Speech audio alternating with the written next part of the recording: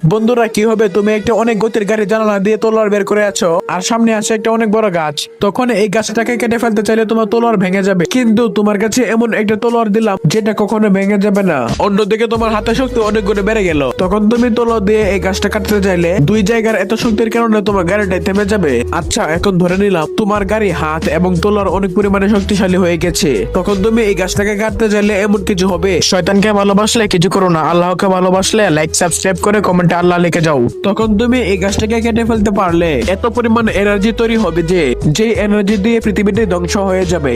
বন্ধুরা কি হবে, তুমি একটা অনেক গতির গাড়ি জানালা দিয়ে তলোয়ার বের করে আছো আর সামনে আছে একটা অনেক বড় গাছ। তখন এই গাছটাকে কেটে ফেলতে চাইলে তোমার তলোয়ার ভেঙে যাবে, কিন্তু তোমার কাছে এমন একটা তলোয়ার দিলাম যেটা কখনো ভেঙে যাবে না। অন্যদিকে তোমার হাতে শক্তি অনেক গুণে বেড়ে গেল। তখন তুমি তলোয়ার দিয়ে এই গাছটা কাটতে চাইলে দুই জায়গার এত শক্তির কারণে তোমার গাড়িটা থেমে যাবে। আচ্ছা, এখন ধরে নিলাম তোমার গাড়ি হাত এবং তলোয়ার অনেক পরিমাণে শক্তিশালী হয়ে গেছে। তখন তুমি এই গাছটাকে কাটতে চাইলে এমন কিছু হবে। শয়তানকে ভালোবাসলে কিছু করো না, আল্লাহকে ভালোবাসলে লাইক সাবস্ক্রাইব করে কমেন্টে আল্লাহ লিখে যাও। তখন তুমি এই গাছটাকে কেটে ফেলতে পারলে এত পরিমাণ এনার্জি তৈরি হবে যে এনার্জি দিয়ে পৃথিবীটি ধ্বংস হয়ে যাবে।